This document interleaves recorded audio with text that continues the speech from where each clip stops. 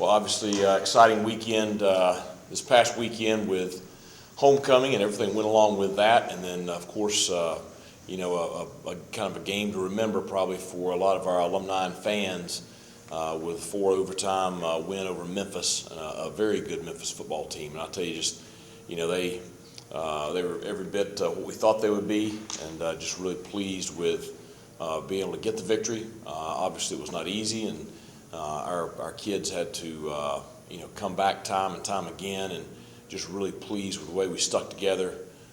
Pleased with just kind of the toughness and resiliency and effort that we played with, and just just the way we won it. We just made it makes it one that you have certain games in your career that you'll never forget, and I think that's one of them that you'll never forget. Kind of some of the big plays in that one and the way we won it in the end. So big win for the season, big win for our program. Short memory though, because we got another very challenging game coming up against a very, very talented UCF team who is off to a great start this year. And just watching a little bit of their game against Georgia Tech before I came up here, and just seeing how they match up against an ACC team, and saw them against Louisville, and obviously they've had a couple of big wins here the last 2 weeks over SMU and Temple. So we have quite a challenge. Thank goodness we're at home.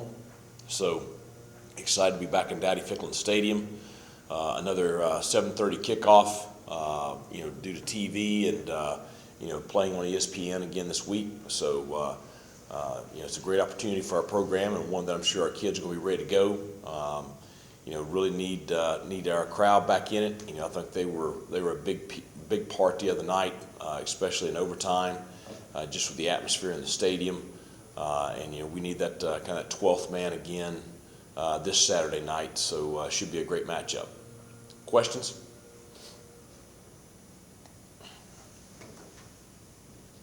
Coach, y'all faced some pretty dynamic quarterbacks this year, but I don't know if y'all have seen anybody quite like Plumlee, just speed-wise and arm strength. Just what type of challenges he presented? I know. I've seen too much of him already. So, obviously played 2 sports at Ole Miss. He played baseball and football at Ole Miss. He was the starting quarterback there, and lost out in that competition, transferred to UCF. But he's a big kid. Probably 6 foot 6'1", 200 pounds. 4.4, 4.5 speed. So he has breakaway speed. Big muscular kid. Does a really good job in the quarterback run game. When your quarterback is also your leading rusher and you're not running the triple option, that says something about his ability to run the football. So he has over 500 yards gained rushing this year. He's thrown for over 1,500.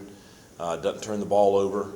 And then all of a sudden you put him with, some of those skill kids that UCF has, and it just makes it a very, very dangerous offense. And, there's a reason. You look at the game against Temple last week, and, you're watching it's 14-13.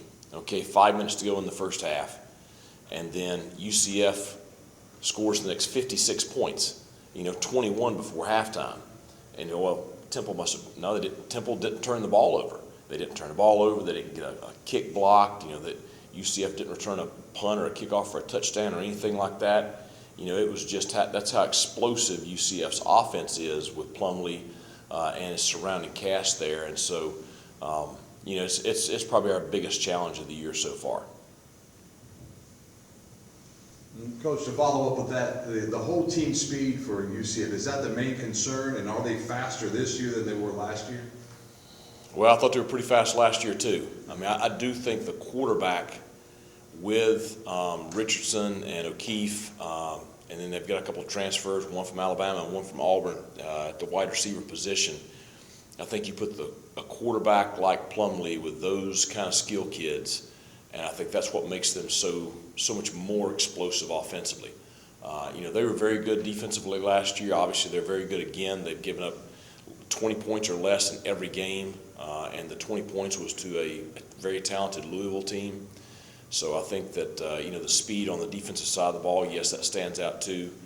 But I think that they're a really solid football team, all 3 phases. Coach, you made some adjustments in special teams kicking game last week, personnel-wise. Conrad kicking extra points, field goals. I saw he's listed number 1 in the depth chart. Does that continue? Does that plan continue this Saturday? Well, I think he earned that opportunity last week with his performance in practice, and I think he backed that up with his performance in the game. So naturally, he's going to be listed as the starter on the depth chart. But it's a thing he's going to have to compete every week, just like everybody else is. So I was very pleased with the way he responded. I was confident after the last, the week before. I didn't feel like he was quite there just yet, but I thought he made a big jump last week. So I would anticipate him making continued improvement this week.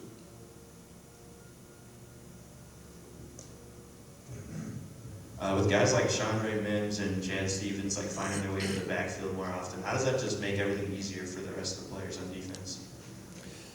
Well, I think it's just they're being impactful. You look at the 2-point conversion in the third overtime, and we had a line stun on, and Chad just knifes through and hits the running back for no gain or a loss there, and it's you look at.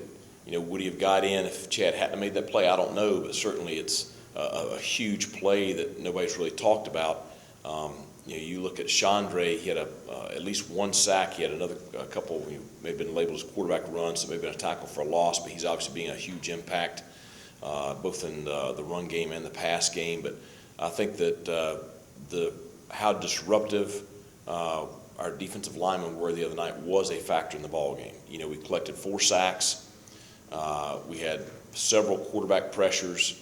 We kept Hennigan kind of harassed all night. I think that was a factor in both of the interceptions. I think that was a factor on the last play of the game.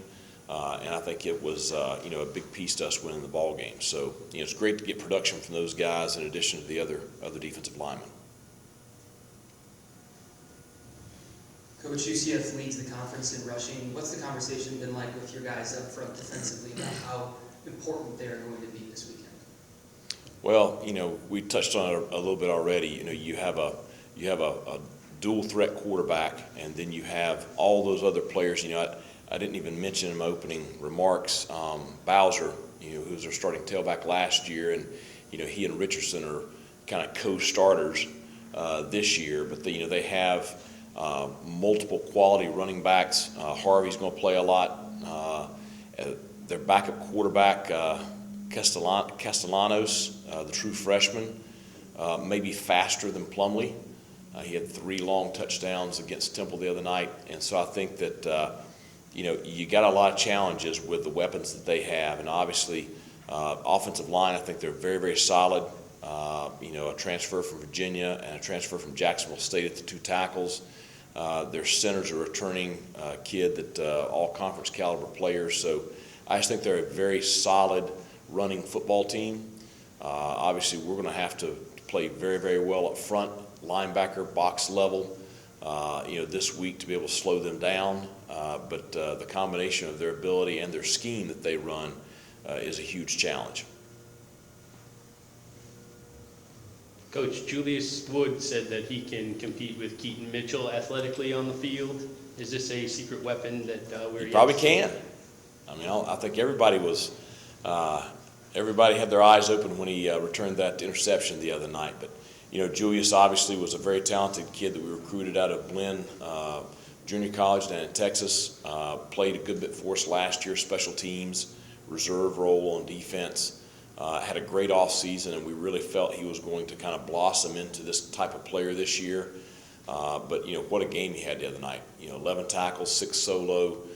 The interception was just a great play. I thought we had really solid coverage underneath, which forced a little bit of a high throw. Hennigan again was harassed on the throw, so he overthrew the dig route, and Julius made a great break on the ball. But what a job he did to not only make the interception, but to return it 47 yards for a touchdown. Had several of our guys. We work the interception return drill each week, but our guys did a great job executing it. Not getting a block in the back, which can happen sometimes. Chad Stevens had a couple of big blocks on the return. Gerard Stringer had what's now become you can't blindside him anymore. So he did the kind of drive-by block and, to kind of screen a guy, but just a great couple of moves to get into the end zone right there. And, a huge play in the ball game. Tied the game at 20 and kind of got the momentum back headed our way there in the second half. A big play by a really talented player.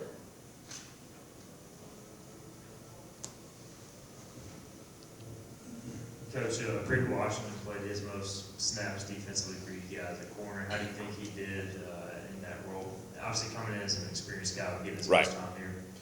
Well, I think number one for a pre is, the stage wasn't too big for him. He's played a lot of ball, and he's a really savvy ball player. And I thought he was very solid.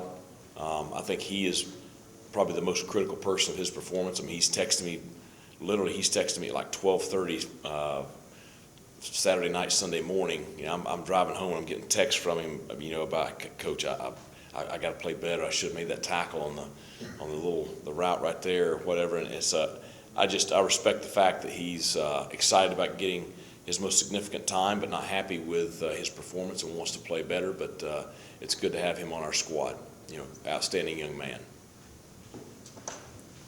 Coach, I'm not sure if you're aware, but Coach Malzahn said that he was not aware of Eastern North Carolina's barbecue, and that we were famous for that.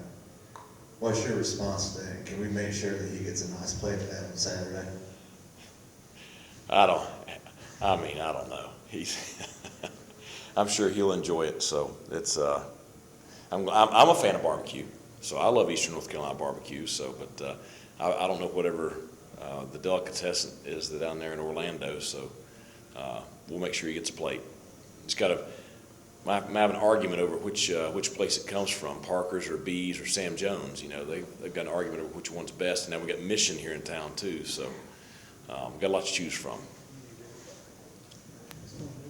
So I wrote down this play, I think it was in the fourth quarter.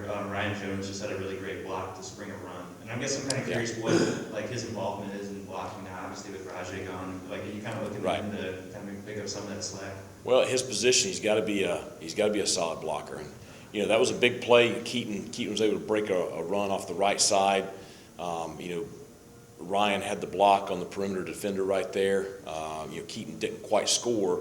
But it got us deep down there, close to the red zone. I think maybe inside the 20, definitely, probably inside the 15.